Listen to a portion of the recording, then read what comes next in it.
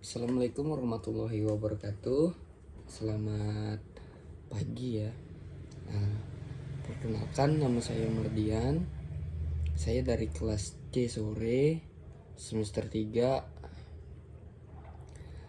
Saya di sini akan mempresentasikan tentang definisi media penyimpanan internal. Yang pertama, saya akan menjelaskan definisi media dan penyimpanan internal. Yang pertama yaitu pengertian memori. Di definisi media ini ada yang namanya memori. Yang pertama yaitu pengertian memori. Pengertian memori adalah suatu penanaman konsep yang bisa menyimpan data dan program. Itu tadi pengertian dari memori. Sedangkan internal adalah bahwa memori terpasang langsung pada motherboard. Jadi memori internal adalah memori yang dapat diakses langsung oleh prosesor register yang terdapat di dalam prosesor. Memori dan memori utama berada di luar prosesor. Ya, baik, lanjut ke memori. Memori yang bukan cache in adalah memori yang terletak paling dekat dengan prosesor. Lebih spesifiknya lagi, dekat dengan blok CU atau control unit. Penempatan cache di prosesor dikembangkan sejak PC i486. Memori ditingkatkan ini memiliki kapasitas yang paling kecil, hanya 16 KB, tetapi memiliki kecepatan akses dalam hitungan non-detik per miliar detik. Biasanya data di sini adalah data yang telah diatur melalui operating system atau biasa disingkat tuh OS. Menjadi prioritas tertinggi, high priority. Terus lanjut ke second level. Second level ini biasa disingkat tuh L2. Cache memori L2. Cache ini terletak di motherboard yang mirip seperti memori modul yang dapat diganti-ganti tergantung motherboardnya. Akan tetapi ada juga yang terintegrasi langsung dengan motherboard atau juga ada yang terintegrasi dengan prosesor. Modul di L2 ini kepastiannya lebih besar daripada L1 cache. Ukurannya berkisar antara 256 KB sampai 2 MB. Biasanya L2 atau cache yang lebih besar diperlukan di motherboard untuk server. Kecepatan akses sekitar 10 ns. Memori modul ini memiliki kecepatan akses adalah berbeda-beda. Ada yang kecepatannya 80 ns atau sampai 60 ns. 66 MHz sama dengan 15 ns. Dan juga 100 MHz yaitu sama dengan 10 ns. Dan sekisaran ini telah dikembangkan oleh PC 133 MHz. Yang berarti sama dengan 7,5 ns. Kita lanjut ke jenis-jenis media penyimpanan. Ada di gambar di samping. Ya, random access memory. Ini biasa yang dibilang itu RAM. Ini yang nomor 1. Terus yang nomor 2 tuh read online memory. Biasa disingkat ROM. Dan juga ada solid state drive atau SSD. Dari random access memory yang tadi, yang pertama itu kan RAM. RAM atau random access memory merupakan hardware yang terdapat di dalam perangkat gadget apa nih? Seperti komputer, laptop, dan smartphone. RAM ini berfungsi sebagai tempat penyimpanan data sementara dan hanya bekerja saat perangkat tersebut hidup atau beroperasi. Nah, di sini ada jenis-jenis RAM. Yang pertama ada Dynamic RAM atau DRAM. Yang kedua ada SD RAM. Yang ketiga ada DDR RAM. Yang keempat ada RD RAM. Yang kelima ada SRAM. Yang keenam ada EDO RAM. Yang ketujuh ada NF RAM. Terus lanjut ke yang kedua, yaitu penggunaan smartphone kerap menyebut ROM sebagai memori internal. ROM pada komputer berbentuk chip memori yang bersifat semiconductor dan isinya dapat dibaca oleh sistem komputer. Berbeda dengan RAM yang tadi data di dalam ROM bersifat permanen. Kalau ROM itu kan bersifatnya permanen, tidak diperboleh daya dari perangkat lain.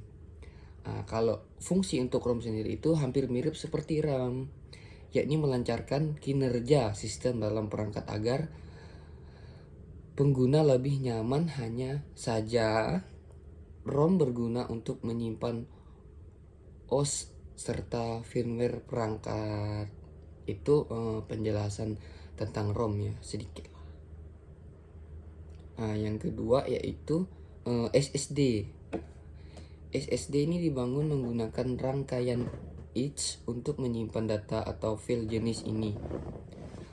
Mulai muncul sejak 1990-an, sehingga memiliki kecepatan yang lebih tinggi daripada dua jenis memori internal lainnya. Oleh karena itu, kelebihannya tersebut, SSD kerap digunakan sebagai alternatif RAM dalam menjalankan sebuah sistem bersama RAM. SSD juga hadir sebagai perangkat penyimpanan eksternal layaknya hard disk drive, HDD, SSD.